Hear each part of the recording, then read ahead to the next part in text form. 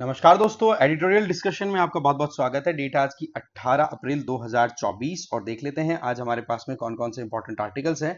Basically आज हम दो आर्टिकल्स डिस्कस करेंगे। एक तो रहने वाला है बायोडाइवर्सिटी कंजर्वेशन से रिलेटेड, जो कि हम इंडियन एक्सप्रेस का लेंगे, और एक हमारा आर्टिकल है कि स्टार्टअप इकोसिस्टम हमारे यहाँ पर कितना इफेक्टिवली काम कर रहा है, क्या अप टू द मार्क इसकी अप्रोच दिखाई पड़ रही है। तो ये दो आर्टिकल्स हम पूरा डिटेल में देखने की कोशिश करेंगे। पहला आर्टिकल है biodiversity under threat, what we need to do. ये आप हमारे जीएस पेपर 3 के साथ में इस पर्टिकुलर टॉपिक के साथ कनेक्ट कर सकते हैं। ठीक है, तो बात यहां से शुरू होती है कि अभी हैदराबाद में 400 एकड़ फॉरेस्ट लैंड को काटने का जो ऑर्डर दिया गया, जिसके चलते वहां पर एक आईटी हब या आईटी इंफ्रास्ट्रक्चर डेवलप किया जा सके, उसको लेकर के कितना प्रॉब्लम हुई थी ये किसी से छुपा हुआ नहीं है।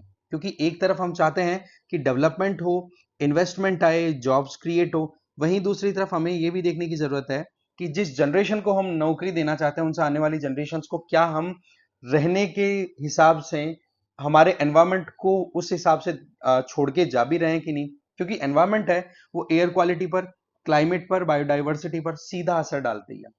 अगर हम एनवायरमेंट को कहीं पे भी कॉम्प्रोमाइज करते हैं तो इन चीजों में हमें नुकसान झेलना पड़ेगा। तो यहां पर हमें एक इकोलॉजिकल बैलेंस पर ध्यान देने की जरूरत है, जिसके चलते हम ह्यूमन वेलबींग को लॉन्ग टर्म सस्टेनेबिलिटी दे सकें। आज आप देखो कि इकोलॉजी के बेसिस पर आज हम बायोडाइवर्सिटी पॉइंट ऑफ व्यू से देखें कि हमारे आसपास में कितना फ्लोरा और फौना है, तो उनकी जो सर्विसेज हमें मिलती है वो देखो आप। नंबर वन, न्यूट्रिएंट साइकिल, कैसे हमारी पूरी लाइफ है कंटिन्यू करती है। हम अलग अलग तत्वों से मिलके बने हैं, अलग अलग मटेरियल से बने हैं, और फिर वो अगेन हम जब हमारी डेथ होती है या फिर लाइफ साइकिल कंप्लीट होता है, अगेन नेचर में जाता है, तो वो साइकिल कंटिन्यू होता है आपके डिफरेंट न्यूट्रिएंट साइकिल, चाहे वो नाइट्रोजन हो, कार्बन हो, वाटर प्योरिफिकेशन की बात कर लो, वेस्ट डिकम्पोजिशन, जो भी हमारा कचरा होता है। आजकल हम आर्टिफिशियली या फिर हम कहीं प्लास्टिक वाला जो कचरा तैयार करते हैं, उसको तो चलो हमें खुद से ट्रीट करने की जरूरत है, but on the other side जो बायोटिक मटेरियल का वेस्ट मटेरियल बनता है वो ऑटोमेटिकल रिसाइकिल में जाता है कि नहीं। साथ ही साथ फूड सप्लाई में कितना इंपॉर्टेंट रोल प्ले करती है इकोलॉजी, ये हमें कोई डाउट आता ही नहीं है। ठीक है, तो एक तो हमें ये समझना होगा कि डेवलपमेंट और एनवायरनमेंट में हमें बैलेंस बनाने की जरूरत है। बायोडाइवर्सिटी हमें बहुत कुछ रिसोर्सेज सप्लाई करती है, चाहे फिर वो एग्रीकल्चर रिलेटेड हो, इंडस्ट्रीज को रन कराना है, आप रॉ मटेरियल देखो, सारा का सारा नेचर से ड्रिवन होता है। साथ ही साथ हेल्थ सेक्टर में आज हम जिन मेडिसिन की, हमारे ट्रेडिशनल मेडिसिन की बात करें, सीधा हम बायोडाइवर्सिटी पर डिपेंड करते हैं। इसलिए इसका सीधा बेनिफिट हमें मिल रहा है, तो हमारी रिस्पॉन्सिबिलिटी है। साथ ही साथ आज के टाइम पर जो भी नेचुरल डिजास्टर्स आए, अब आप देखते हो कभी फॉरेस्ट फायर, वाइल्ड फायर लगती है, कभी फ्लड्स आते हैं, तो उनको कंट्रोल करने में हमारे आसपास का एनवायरनमेंट कितना इंपॉर्टेंट रोल प्ले करता है। राइट, अगर एक तरीके की प्लांट स्पीसी ड्राई हो गई और वो अगर आग पकड़ रही है, तो ऐसे में दूसरी प्लांट स्पीसी अगर ग्रीन है तो ऑटोमेटिकली उस फायर को कंट्रोल करने में हेल्प कर देगी। राइट, तो ये एक बैलेंस जो बनाने का काम है, या फिर हम कहें कि जो भी एडवर्स कंडीशंस बन सकती है उनके लिए हमें रेजिलियंस प्रोवाइड करती है, एक प्रोटेक्टिव लेयर प्रोवाइड करती है। तो भाई सीधी बात है, हमें एनवायरनमेंट को तो ध्यान रख के चलना पड़ेगा। इसके अलावा जब हम डाइवर्सिटी की बात करते हैं तो हमारे पास में जेनेटिक, स्पीसी और इकोसिस्टम डाइवर्सिटी आती है। डाइवर्सिटी का मतलब हो गया कि अगर कल को ना कोई अनहैपनिंग होती है, तो एक स्पीसी भी अगर खत्म होगी तो बाकी स्पीसीज आपको दे जाएगी कि हाँ भाई कंटिन्यू आप कर सकते हैं। साथ ही साथ एक स्पीसी दूसरे एनवायरनमेंट या क्लाइमेट के हिसाब से अपने आप को सेटल करना चाहे तो एडेप्टेशन भी डेवलप होती चली जाती है। मतलब ये कि जिस तरीके की एडवर्स कंडीशन होती है, तो एनवायरनमेंट ऑटोमेटिकली एडजस्ट करता है उसके साथ में, और उस चीज को हमें इंश्योर करने के लिए स्पीसी को, जेनेटिक्स को और इकोसिस्टम को कंजर्व और प्रिजर्व करने की जरूरत है। तो ऐसे में हमारे सस्टेनेंस के लिए ये इंपॉर्टेंट पॉइंट बन जाता है। अगर आज हम देखें तो बायोडाइवर्सिटी के लिए खतरा क्या बना हुआ है, हम लगातार हमारी जरूरतें पूरी करने के लिए जो एंथ्रोपोजेनिक एक्टिविटीज कर रहे हैं, मानव जनित जो क्रियाएं हैं, जिनमें हैबिटाट डिस्ट्रक्शन, लगातार जंगल काटे जा रहे हैं, एग्रीकल्चर के लिए काटो, या फिर आप एग्रीकल्चर का जो दूसरा वेरिएंट है जो हमारे ट्रेडिशनल ट्राइबल कम्युनिटी के द्वारा किया जाता है, दैट इज शिफ्टिंग कल्टीवेशन, या फिर हम लगातार वेटलैंड्स को इंक्रोच करते चले जा रहे हैं, उनको फिल कर लिया, वहां पर डेवलपमेंट के नाम पर बड़ी बड़ी कॉलोनीज सेटल कर दी। इसके अलावा कोई एलियन स्पीसी जाने अनजाने में इंट्रोड्यूस हो गई, जैसे लेंटाना कैमरा, कौन नहीं जानता है, बहुत बुरे तरीके से फैल रही है फॉरेस्ट एरिया में, पूरा इकोसिस्टम इनबैलेंस होता चला जा रहा है। पॉल्यूशन बढ़ा रहे हैं हम, रिच बायोडाइवर्सिटी वाले रीजन में हम ह्यूमन सेटलमेंट करते चले जा रहे हैं, पोचिंग कर रहे हैं, इलीगल हंटिंग, जिसके चलते हम पैसा कमाते हैं इलीगल मैनर में। राइट, इसके अलावा स्मगलिंग हो गया, कोस्टल एरिया डिग्रेडेशन कितना ज्यादा हो रहा है, रिसोर्सेज का ओवर एक्सप्लॉइटेशन, जो पॉपुलेशन का बर्डन है वो एनवायरमेंट को बहुत ज्यादा अंडर प्रेशर ला चुका है। क्लाइमेट चेंज एक सच्चाई है और डेजर्टिफिकेशन, जहां पर हम खेती करने के चक्कर में जो डिस्टर्बेंस ला रहे हैं उसका नतीजा ये हो रहा है कि जो एक नेचुरल, एक कह सकते हैं ना, बायोडाइवर्सिटी किसी पर्टिकुलर रीजन में ग्रो कर रही है, फ्लोरिश कर रही है, उसको भी हम डिस्टर्ब कर जाते हैं। तो यहां पर बहुत इंपॉर्टेंट जरूरत है कि हम बायोडाइवर्सिटी कंजर्वेशन के लिए एफर्ट करें। तो क्या किया जा सकता है? देखो, हमारे पास में बायोस्फीयर्स का एक बहुत इंपॉर्टेंट कॉन्सेप्ट है, जहां पर हम कोर बफर ट्रांजिशन जोन के तौर पर वाइल्ड लाइफ को पूरा प्रोटेक्शन देने की कोशिश करते हैं, साथ ही साथ मैन और एनवायरमेंट के बीच में एक प्रॉपर बैलेंस बनाने की कोशिश भी करते हैं इस पर्टिकुलर बायोस्फीयर वाले कॉन्सेप्ट में, जिसको आगे हम डिटेल में इसी आर्टिकल में भी देखने वाले हैं। इसके अलावा हमारी कोशिश ये होनी चाहिए कि अगर हम मैनेजमेंट करना चाहते हैं इस पूरे एनवायरमेंट का, तो वो कैसे हो? भाई, आप आज की जनरेशन को मैक्सिमम बेनिफिट देना चाहते हो, तो आने वाली जनरेशन को क्यों छोड़ रहे हो? भाई, आप पैसा कमाते हो इसीलिए तो कमाते हो ना, आने वाली जनरेशन अच्छे से जी सके। तो फिर एनवायरमेंट भी बहुत इंपॉर्टेंट है, केवल पैसे से काम नहीं होने वाला। ये हमें समझने की जरूरत है। इसके लिए एक अच्छा कॉन्सेप्ट बताया जा रहा है, बायोडाइवर्सिटी पार्क्स। हम जिस तरीके से ग्रीन इंफ्रास्ट्रक्चर डेवलप करना चाहते हैं, जिससे कि कार्बन फुटप्रिंट है वो भी रिड्यूस हो, साथ ही साथ हमारी एनर्जी रिक्वायरमेंट भी फुलफिल होती जाए, और एनवायरनमेंट भी डैमेज मिनिमम देखे या देखे ही ना, तो हमें बायोडाइवर्सिटी पार्क्स डेवलप करने होंगे। और इससे बहुत बेनिफिट होगा फिर लॉन्ग टर्म में किसी भी तरीके के एडवर्स सिचुएशन को हैंडल करने के लिए। वैसे देखा जाए तो सबसे बढ़िया तरीका तो ये होता है कि किसी भी बायोडाइवर्सिटी को अगर आपको कंजर्व करना है, ठीक है, किसी भी तरीके का हमें एनवायरमेंटल बैलेंस क्रिएट करना है, तो लोकल सर्कमस्टांसेस को ध्यान रखते हुए हम लोकल जो फ्लोरा एंड फोना, जो आपकी लोकल क्लाइमेट के हिसाब से फ्लोरिश हो पाते हैं, तो उनको हमें कंजर्व और उनकी हमें प्लांटिंग करने पे काम करने की जरूरत है। ठीक है, इससे क्या होगा, ऑटोमेटिकली हमारे आसपास का एनवायरमेंट जब इंप्रूव करेगा, मान लो शहरों में आप रह रहे हो, तो ये चीजें जब थोड़े थोड़े स्केल पे होगी, तो उससे हमारी लाइफ में बहुत क्वालिटी वाइज इंप्रूवमेंट देखने को मिलेगा। साथ ही साथ जो अपनी लोकेशन पे इन सीटू वाला जो कॉन्सेप्ट होता है, जहां पर ओरिजिनल लोकेशन के ऊपर प्लांट्स का कंजर्वेशन हम कर रहे हैं, तो वो अपने आप में इकोसिस्टम को सेल्फ सस्टेनिंग बना देता है कि हाँ भाई, हम इस क्लाइमेट में फ्लोरिश करने वाले फ्लोरा एंड फोना है, जो भी हमारे सामने सर्कमस्टांसेस आएगी, जो भी एडवर्स एक्सट्रीम क्लाइमेटिक कंडीशन आएंगी, हम सर्वाइव कर जाएंगे, क्योंकि हमें हैबिट हो चुकी है। ये मैं बात बोल रहा हूं प्लांट्स की तरफ से, एनिमल्स की तरफ से, राइट। इसलिए हमें बायोडाइवर्सिटी पार्क्स पर काम करने की जरूरत है, और ये बायोडाइवर्सिटी पार्क्स हमारे जो सस्टेनेबल डेवलपमेंट गोल्स है, जो कि 2030 तक हमें अचीव करने हैं, बहुत हेल्पफुल होने वाला है इसमें। वैसे टोटल 17 आपके एसडीजीज हैं, उनमें एसडीजी 2 कहता है जीरो हंगर। खाना कहां से आ रहा है? अगेन एनवायरमेंट से। अगर वो बैलेंस बिगड़ गया, वहां पर अगर हमने सीड्स की जेनेटिक डाइवर्सिटी को खत्म किया, प्लांट्स की एनिमल डाइवर्सिटी को खत्म किया, तो हमारी जो फूड सप्लाई है उसमें सीधा डेंट आएगा। तो ऐसे में एसडीजी 2 को फुलफिल करने में ये जो बायोडाइवर्सिटी या पार्क्स हैं, ये बड़ी हेल्प कर देंगे। इसके अलावा एसडीजी 6 है क्लीन वाटर एंड सैनिटेशन। जैसे हमने ऑलरेडी देखा कि वाटर प्योरिफिकेशन और डिफरेंट न्यूट्रिएंट साइकिल का जो मैकेनिज्म है, वो एनवायरमेंट के थ्रू चलता है सारा, है ना। तो ऐसे में हमें उस पर भी ध्यान देने की जरूरत है। तो ऑटोमेटिकली वो बायोलॉजिकल पार्क्स हैं, बायोडाइवर्सिटी पार्क्स हैं, ये हमें हेल्प कर देंगे। सस्टेनेबल गोल 14 क्या कहता है कि आप ओशियन, सीज और मैरीटाइम रिसोर्सेज को मेंटेन करके चलेंगे, सस्टेन करके चलेंगे, तो उसमें भी वो इकोलॉजी वाला एंगल आ गया। फिर एसडीजी 15 कहता है कि आप टेरेस्ट्रियल इकोसिस्टम हो, फॉरेस्ट हो, या फिर आपके पास में किसी भी तरीके का आप रिसोर्स यूटिलाइज कर रहे हैं, तो वो एक्सप्लॉइटेशन वाला नहीं होना चाहिए, शोषण वाला नहीं होना चाहिए। यूज करो, बट यस, उसको सस्टेन करके चलाओ कि हाँ भाई, जितना लॉस किया है कम से कम उतना हमने कॉम्पनसेशन कर दिया। इससे क्या होगा कि जमीनें जो खराब हो रही है, नदियों का पानी जो खराब हो रहा है, कम से कम वो बचेगा। साथ ही साथ हमें अगर बेनिफिट्स उठाने हैं, तो हमारे कंजर्वेशन गोल्स भी हमारे सेट होने चाहिए। भाई सीधी बात है, एक हाथ दो दूसरे हाथ लो, सिंपल सा कॉन्सेप्ट है, वही चीज यहां पर एप्लीकेबल होना चाहिए। वैसे हमारे पास में एनवायरमेंट कंजर्वेशन के लिए दो अप्रोचेस देखी जाती है। एक तो होती है इन सीटू, दूसरी एक्स सीटू। इन सीटू का मतलब सिंपल है कि प्लांट और जो एनिमल्स है, फ्लोरा एंड फोना, आप उनका कंजर्वेशन कर रहे हो उनकी ओरिजिनल एनवायरमेंट में। इसका मतलब कि वो जो नेचुरल उनका हैबिटाट है ना, वहीं पर आप उनका कंजर्वेशन कर रहे हो। जैसे कि प्रोटेक्टेड एरियाज हैं, national park, wildlife sanctuary etcetera. इसके अलावा biosphere reserve, sacred forest, sacred lakes etcetera. इसमें नेशनल प्रोटेक्टेड एरिया मैंने ऑलरेडी बता चुका हूं, ये चीज आती है। तो इनमें क्या कर रहे हैं कि आप जो ओरिजिनल प्लेस है वहीं की वहीं पर कंजर्वेशन प्रोवाइड कर रहे हो, तो इस पे हमें काम करना चाहिए। और इसके लिए हमारे पास में कॉन्स्टिट्यूशनल और स्टैट्यूटरी कई प्रोविजंस इंडिया में अवेलेबल है। जैसे कि हम वाइल्ड लाइफ प्रोटेक्शन एक्ट 1972 की बात करें, तो ये लीगल प्रोविजन देता है कि किसी भी फॉरेस्ट एरिया को आप प्रोटेक्ट कर देंगे, तो इससे क्या होगा, वहां पर automatically wild life undisturbed manner में कंटिन्यू करेगी, तो वो बेनिफिट होगा। साथ ही साथ जो नेशनल पार्क्स की डेफिनेशन है हमारे यहाँ पे, वो मोर और लेस आईयूसीएन के द्वारा जो गाइडलाइन फॉर्मुलेट की हुई है ना 1969 में, उसी को ध्यान रखते हुए हमने तैयार किया है।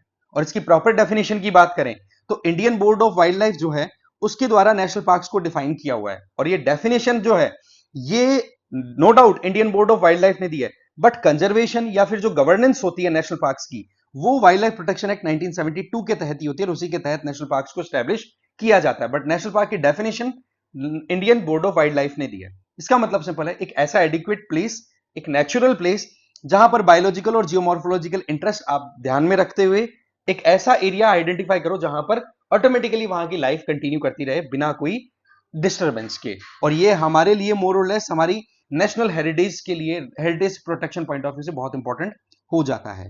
नेशनल पार्क्स की बात करें तो इनका काम, इनको हम जब आइडेंटिफाई कर लेते हैं तो ओवरऑल आप वहां पर फ्लोरा एंड फोना दोनों पे ध्यान दे रहे हैं, है ना। तो इसमें क्या होता है कि थोड़ी रेस्ट्रिक्शन लेवल ज्यादा होती है, आप वहां पर ह्यूमन एक्टिविटीज को रोक देते हैं, लाइव स्टॉक ग्रेजिंग भी बंद रहती है, इवन बायोलॉजिकल जो एस्पेक्ट है उनको आप थोड़ा सा सेफ्टी प्रोवाइड करते हो, प्रोटेक्शन प्रोवाइड करते हो, चाहे वो टेरेस्ट्रियल हो, टेरेस्ट्रियल पॉइंट ऑफ व्यू से हो या फिर एस्थेटिक पॉइंट ऑफ व्यू से हो। दैट मींस उनकी ब्यूटी को भी हम कहीं डैमेज ना करें। इसलिए एक पर्टिकुलर फॉरेस्ट एरिया को आपने नेशनल पार्क डिक्लेयर कर दिया तो वो एक कहीं ना कहीं कंजर्वेशन की आपकी अप्रोच हो गई। इसमें आप एजुकेशनल, कल्चरल और मनोरंजन वाली जो पर्पसेस होते हैं उनको फुलफिल करने का काम करते हैं, जैसे आप सफारी के लिए इनके लिए जाते रहते ही होंगे डेफिनेटली। साथ ही साथ साइंटिफिक स्टडी भी करने को मौका मिलता है किसी भी नेशनल पार्क में। जब आप कंजर्व कर लेते हो वहां की डाइवर्सिटी को, बायोडाइवर्सिटी को, तो ऑटोमेटिकली वो आपको हेल्प करता है कि हाँ भाई लाइफ कैसे कंटिन्यू करती है, इवॉल्व कैसे हुई है विद द टाइम। इसी तरीके से वाइल्ड लाइफ सेंचुरीज जो होती हैं उसमें एनिमल्स के प्रोटेक्शन पर ज्यादा ध्यान दिया जाता है। इसमें क्या होता है कि जो फॉरेस्ट एक्टिविटीज उस पर्टिकुलर इकोसिस्टम के लिए अगर डैमेज वाली नहीं है, डेंट वाली नहीं है, तो वो अलाउ की जाती है, जैसे कि लकड़ी चुगना, I mean harvesting of timber. इसके अलावा माइनर फॉरेस्ट प्रोड्यूस, जैसे आप सीड्स को इकट्ठा कर रहे हो, ठीक है, या फिर कोई आप कह सकते हो कि मेडिसिनल प्लांट है जो खतरे में नहीं है, अंडर थ्रेट नहीं है, तो आप उनको यूज कर सकते हैं। इसके अलावा प्राइवेट ऑनरशिप राइट्स हैं वो भी दिए जाते हैं। तो वाइल्ड लाइफ जो सेंचुरी है उनमें नेशनल पार्क के कंपेरिजन में थोड़ा रिलैक्सेशन दिया जाता है, बट अगेन वो एक्टिविटीज जो एनिमल और वाइल्ड लाइफ के लिए खतरा हो वो बिल्कुल भी अलाउ नहीं होती, even in wildlife sanctuaries as well, right.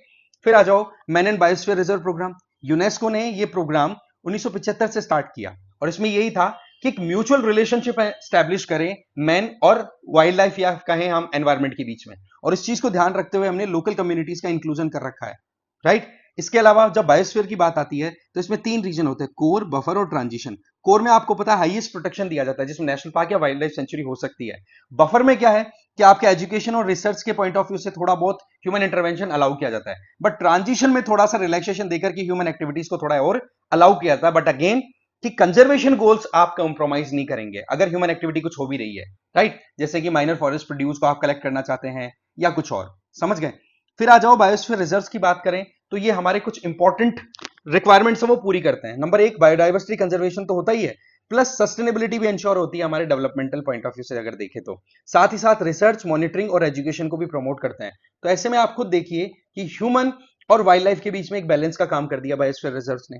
इसके अलावा सेक्रेड फॉरेस्ट और सेक्रेड लेक्स की हम बात करें, इसका मतलब हो गया कि ऐसे जंगल के एरिया जिनको हम पूजा करते हैं। हमारी ट्रेडिशन रही है भाई, हम प्रकृति प्रेमी रहे हैं, प्रकृति की हमेशा से पूजा की है, बट जब से ये जो कैपिटलिज्म का कॉन्सेप्ट आया था इंडस्ट्रियल रेवोल्यूशन का, तब से आप देखोगे कि इंडिया में भी ब्रिटिशर्स ने इस चीज को बहुत ज्यादा हाशिए पे लगा दिया, साइड में लगा दिया, मार्जिनलाइज कर दिया कि भाई यूज करो, ये सारा का सारा अनलिमिटेड सप्लाई है नेचर का, तो उसके चलते बहुत नुकसान हो गए। बट ये टेंडेंसी हमारे आज भी दिखाई पड़ती है, जैसे कि अयनार और अम्मान, ये तमिलनाडु और केरला वाले रीजन के आपके कह सकते हो कि सेक्रेड ग्रूव्स हैं जिनकी लोग पूजा करते हैं। पूजा करने से क्या बेनिफिट हो गया कि वो एरिया अनडिस्टर्ब रहता है, बिल्कुल वर्जिन होता है, और जो वाइल्ड लाइफ है माइग्रेटरी वो आकर के वहां पर अपनी खुद की एक शेल्टर भी ले लेती है, तो ये एक अच्छी बात है।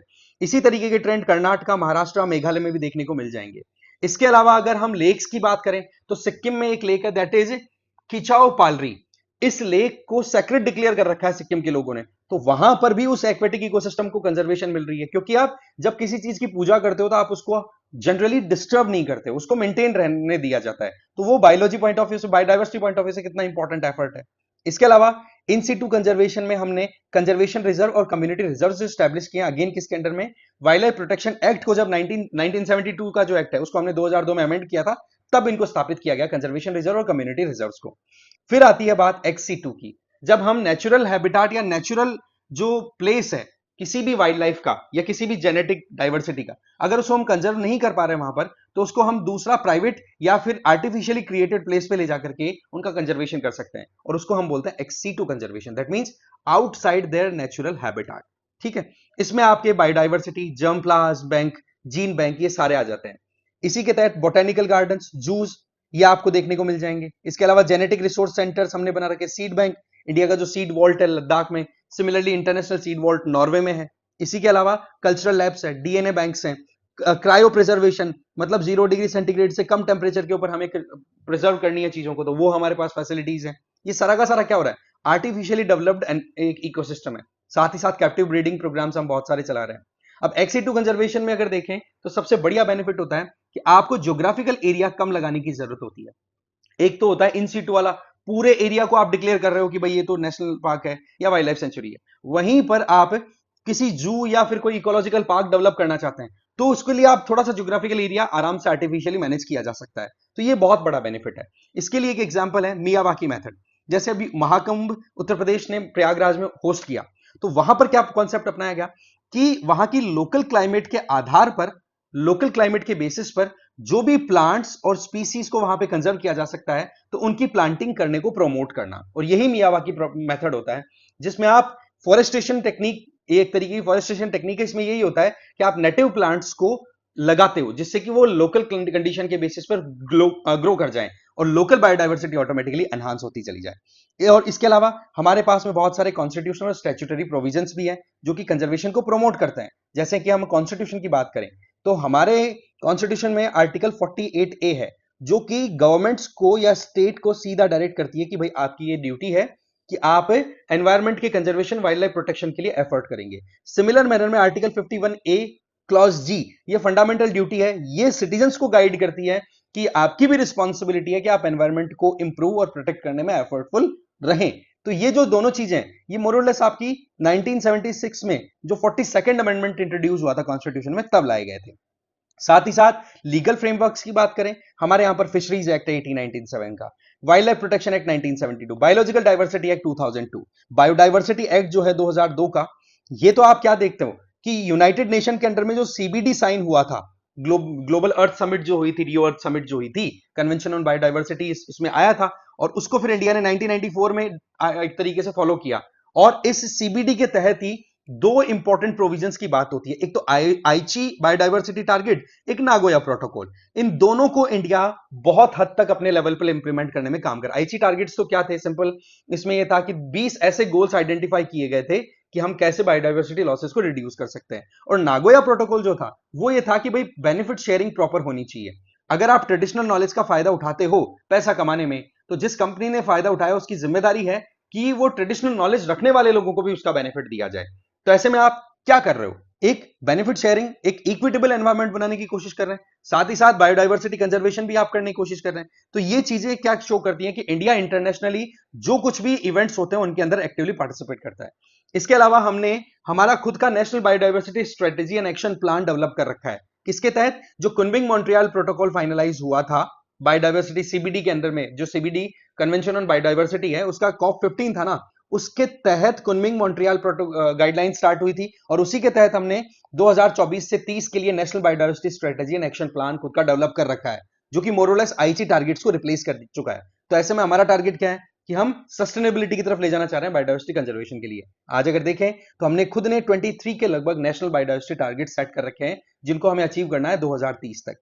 इसके अलावा इंडिया की बात करें तो हमारे कई कंजर्वेशन एफर्ट्स ऑलरेडी चल रहे हैं, जैसे कि Indian forest act 1927, forest conservation act 1980, scheduled tribe and other traditional forest dwellers जिसको फॉरेस्ट राइट एक्ट 2006 बोलते हैं, environment protection act 1986, coastal regulation notification 2011, wetland rules 2010। ये सारा का सारा इकोसिस्टम को बैलेंस देने के काम करने वाले एफर्ट्स हैं। इसके अलावा हमने कई स्पेसिफिक स्पीसी टारगेट लेकर के भी कई प्रोजेक्ट चला रखे हैं, जैसे कि project tiger 1973, project elephant 1992, snow leopard conservation project 2009, vulture conservation programme 2006, one horn rhino conservation 2005। ये ईयर के अकॉर्डिंग आपको याद रख लेना है, कई बार मैच द फॉलोइंग में प्रीलिम्स में पूछ लिया जाता है। साथ ही साथ इंटरनेशनली भी हम बहुत अच्छे से एंगेज कर रहे हैं, जैसे कि यूनेस्को का मैप प्रोग्राम है, IUCN के एफर्ट्स हैं उनमें हम 1969 से एंगेज कर रहे हैं। CBD की बात करें 1994 से, साइट्स की बात करें 1996 से, रामसर कन्वेंशन 1992 से, बॉन कन्वेंशन जो माइग्रेटरी स्पीसीज के लिए 1983 से, ग्लोबल टाइगर फोरम में हम 1995 से, तो इनमें भी हम एक्टिवली पार्टिसिपेट कर रहे हैं। इसका मतलब यह है कि हमने कहीं पर भी हमारी जो ट्रेडिशन थी उसको छोड़ा नहीं कि एनवायरमेंट को कंजर्व करने में हम कहीं लापरवाही करते हैं। तो ये हुआ एक आर्टिकल। अब चलते हैं दूसरे पे। दूसरा एक डिबेट के है हिसाब से, एक डायलॉग के हिसाब से है, जिसमें ये बात चल रही है क्या हमारे जो स्टार्टअप्स हैं वो इनोवेशन में प्रॉपर काम कर पा रहे हैं कि नहीं। होता क्या है कि अभी रिसेंटली एक स्टार्टअप महाकुंभ ऑर्गेनाइज कराया गया और उसमें चीफ गेस्ट के तौर पे पहुंचे थे हमारे कॉमर्स मिनिस्टर पीयूष गोयल जी, और उनके द्वारा स्टेटमेंट दिया गया कि हमारे स्टार्टअप्स बहुत बढ़िया कर रहे हैं, बट प्रॉब्लम क्या है कि हम दुकानदारी को नॉर्मल कन्वेंशनल जो हमारी किराने की दुकान है वहां से उठा करके हम पहुंच रहे हैं सीधा टेक्नोलॉजी प्लेटफॉर्म्स पर। तो क्या हमें केवल दुकानदारी ही चलानी है या कुछ हम अलग करना चाहते हैं, जैसे कि चाइना में आर्टिफिशियल इंटेलिजेंस, इलेक्ट्रिक मोबिलिटी, इन पे काम हो रहा है। तो ये बात अपने आप में एक ट्रिगर पॉइंट बन गई है इस डिबेट को लेकर के कि क्या वाकई में हमारे startups up to the mark काम कर रहे हैं। तो इस बात को यहां पर हम पूरा डिटेल में समझेंगे, दो इंडिविजुअल्स के बीच के अच्छे डिबेट को। तो ये बात आपको समझ में आ गई, कंटेक्स्ट क्या है। अब डिबेट में क्या बातें होती हैं वो समझते हैं। सबसे पहले थिंकर के नेम आप यहां पर देख सकते हैं, कौन इंडिविजुअल्स यहां पे बात कर रहे थे। एक तो है थिलई राजन, एक है पीके जयदेवन। इनके बीच का डिस्कशन है ये, फिर उसको थोड़ा एडिट कर दिया गया एडिटर के द्वारा। सो द पॉइंट इज कि पीयूष गोयल को पॉइंट के लेकर के पीके जयदेवन बोल रहे हैं कि क्या वाकई में ये जो डिबेट स्टार्ट हो गया स्टार्टअप इकोसिस्टम को लेकर के, क्या ये ठीक है। तो बोला कि देखो समय एकदम परफेक्ट है, इस टाइम पर हम हमारे देश में जॉब अपॉर्चुनिटीज क्रिएट करना चाहते हैं, हम चाहते हैं कि बहुत कुछ आगे बढ़े। तो पीयूष गोयल जी ने जो बात कही है वो एग्जैक्टली हम फेवर करें ऐसा तो नहीं है, बहुत सारी कमियां भी उनकी बातों के अंदर, बट द पॉइंट है कि जिस तरीके से ये डिस्कोर्स ये डिस्कशन स्टार्ट हो गया ना, ये बड़ी इंटरेस्टिंग चीज है, ये कम से कम बात शुरू होनी चाहिए थी। ठीक है, तो यहां पर सवाल है कि क्या हमारे स्टार्टअप इकोसिस्टम को सपोर्ट करने के लिए क्या एक प्रॉपर मैकेनिज्म यहां पर डेवलप हो रखा है। क्या हमारे स्टार्टअप्स जो हैं वो इनोवेशन के इंजन बन सकते हैं, क्या उन्होंने अभी तक इनोवेशन अच्छा खासा कर लिया। ये सवाल है जनरल, हर कोई समझना चाहता है। तो ये देखो यहां पर सवाल ही आता है कि जिस तरीके से हम साइंस एंड टेक्नोलॉजी को कॉमर्शियलाइज करके एक जॉब वेंचर या अब कहें एक वेंचर स्टार्ट करना चाहते हैं, तो ऐसे में हमारे देश के अंदर सरकारों ने एफर्ट किए हैं, चाहे वो सेंट्रल गवर्नमेंट हो चाहे स्टेट गवर्नमेंट हो। ठीक है, तो इसमें हमें यह देखने की जरूरत है कि जो फर्स्ट फेज आया था हमारे स्टार्टअप्स का, या कहें हम जिस तरीके से ग्रो करके आए इंटरनेशनल प्लेटफॉर्म्स पे, उसमें था इंफॉर्मेशन टेक्नोलॉजी पे बेस्ड, जिसमें हमने ज्यादातर रिलाई किया आउटसोर्सिंग पर। बट द पॉइंट इज क्या हम आर्टिफिशियल इंटेलिजेंस को, मशीन लर्निंग को, इनको लेकर के इनोवेट कर पा रहे हैं। ये एक अपने आप में बड़ा इंटरेस्टिंग सवाल है। ठीक है, तो यहां पर देखो सबसे पहली चीज तो कि एक ये तो सच है कि हमारे देश में स्टार्टअप्स को एक सपोर्ट मिलता दिख रहा है। एक ऐसा इनिशिएटिव गवर्नमेंट ने लॉन्च किया था स्टार्टअप स्टैंड अप इंडिया, जिसके चलते शुरुआती पुश तो गवर्नमेंट ने दिया, बट रेगुलर बेसिस पे जो सपोर्ट चाहिए शायद उसमें कमी है। क्योंकि कभी भी कोई वेंचर आप करना चाहो तो उसके लिए रिक्वायरमेंट होती है पैसों की, कैपिटल रिक्वायरमेंट होती है। और जो डीप टेक स्टार्टअप्स है जिनके बेसिस पर आज हम चाइना या यूएसए के स्टार्टअप से हम खुद को कंपेयर करें, तो वहां पर तो देखो इनिशियल फेज में अच्छा पैसा लगता है, और उस टाइम पर स्टार्टिंग फेज में रेवेन्यू भी आपको कुछ नहीं लगती है आते, आप बेनिफिट में नहीं जाते हो, आप शुरुआत में नुकसान में रहते हो। इस चीज के लिए स्टार्टअप इंडिया ने कहीं ना कहीं इस बात को सपोर्ट किया है, जहां पर कोई भी स्टार्टअप है वो अगर मार्केट में एंट्री लेता है ना, अपने खुद के दम पर, तो सरकार उसको 50 लाख रुपए तक का सहायता दे देगी। बट द पॉइंट इज ये केवल इनिशियल स्टेज पे ही सरकार की तरफ से हेल्प मिल रही है। क्या फॉलो अप फंडिंग मिल रही है? नहीं। फॉलो अप फंडिंग का मतलब कि इनिशियल आपने ले लिया, इनिशिएटिव ले लिया, लॉन्च आपका हो गया, बट फिर उसके बाद में जो पैसा चाहिए होता है आपके बिजनेस को एक्सपेंड करने के लिए, फर्दर इनोवेशन लाने के लिए, वो कौन देगा? क्या उसके लिए सरकार ही जिम्मेदार है? नहीं, यहां पर मेन जिम्मेदारी आ गई प्राइवेट सेक्टर की, कि प्राइवेट सेक्टर की तरफ से अगर इन्वेस्टमेंट को हम नए जो स्टार्टअप्स लॉन्च हो चुके हैं उनमें अगर अट्रैक्ट करवा दें, तो उसका बेनिफिट फिर बाद में लंबा मिलेगा, जॉब क्रिएट भी होंगी, कई बेनिफिट्स मिलेंगे। सो द पॉइंट इज, क्या वेंचर कैपिटलिस्ट इनोवेशन को डिफाइन करने में हेल्प करते हैं? देखो इसमें तो कोई डाउट ही नहीं है। जो लोग भी वेंचर कैपिटलिस्ट होते हैं वो क्या देखते हैं कि किस नई इवेंट के अंदर, किस नई आइडेंटिटी या आइडिया के अंदर पोटेंशियल है जो कि बहुत पैसा कमा के दे सकता है। तो वेंचर कैपिटलिस्ट रिस्क लेकर के उसमें पैसा लगाते हैं। बट यहां पर एक ड्रॉबैक है, हमारे देश में वेंचर कैपिटलिस्ट इतने नहीं है, ज्यादातर हमारे यहां पर सेफ खेलने वाले, म्यूचुअल फंड में पैसा लगा दो, ये कर लो वो कर लो, इतना ज्यादा हम सोचते हैं। बाकी अगर बड़े कैपिटलिस्ट की बात भी करें तो वो रिस्क में ज्यादा रिलाई नहीं करते, वो ये देखते हैं कि कन्वेंशनली हमारे देश में कितना पैसा बन रहा है, किस सेक्टर में, हम उसी में पैसा लगाते हैं। जबकि वेंचर कैपिटलिस्ट एडवेंचर करते हैं एक्चुअल में, है ना, रिस्क लिया करते हैं। और ये चीजें जो वेंचर इन्वेस्टमेंट जो आता है हमारे देश में वो ज्यादातर आउट ऑफ इंडिया से आता है। तो ऐसे में हमारा लोकल इकोसिस्टम हमें डेवलप करने की जरूरत है। आज हम देखें तो ज्यादातर हमारे जो इनोवेशन स्टार्टअप्स में हुए हैं वो ऑनलाइन स्टफ में हुए हैं, जैसे ई कॉमर्स वाला जो सेगमेंट आया, जिसका नतीजा ये हुआ कि हमारे देश की एक अच्छी कंपनी निकल के आई फ्लिपकार्ट। वो बात अलग है कि उसको टेक ओवर अभी वॉलमार्ट ने कर लिया है, ठीक है, वॉलमार्ट और अमेजोन के बीच में कंपटीशन रहता है। बट द पॉइंट इज, कहीं ना कहीं शुरुआत हुई थी जब ई कॉमर्स की, तो वो ऑटोमेटिकली आउटकम तो देखे गया ना, कंपनियां आई और कंपनियां अभी भी काम कर रही हैं, जिनको हम दुकानदारी बोल करके हम अभी पीयूष गोयल जी की तरफ से स्टेटमेंट हमने सुना। बट यहां पर हमें समझना होगा कि कम फंड से काम नहीं चलेगा। आज एआई, ब्लॉकचेन और इलेक्ट्रिक मोबिलिटी की हम बात कर रहे हैं, तो यहां पर पैसे की बहुत जरूरत है, इनिशियल स्टेज पे भी और फॉलोअप स्टेज पे भी। तो यहां पर हमें एक तरीके से एनकरेज करने के लिए प्राइवेट सेक्टर को भी कदम उठाने की जरूरत है। साथ ही साथ यह भी देखना होगा कि जो यूजर्स हैं हमारे देश में, उनको जो बेनिफिट देने वाला इनोवेशन होगा वो ज्यादा चलेगा। इसके अलावा अगर हम देखें तो यहां पर हमें समझने की जरूरत है कि कैसे हम यहां पर इनोवेशन को प्रमोट कर सकते हैं। तो देखो, इनोवेशन प्रमोट तब होगा जब पैसा आएगा। पैसा कब आएगा? जब इन्वेस्टर को बेनिफिट मिलेगा। बेनिफिट कब मिल सकता है? उसके लिए दो केसेस बताएं। नंबर वन, कि इनोवेशन तभी सक्सेसफुल हो सकता है जब इनोवेशन के पास में कॉम्पिटिटिव एडवांटेज हो। इसका मतलब आपने कोई नया आइडिया तैयार किया और उसको आपने करा लिया पेटेंट, है ना।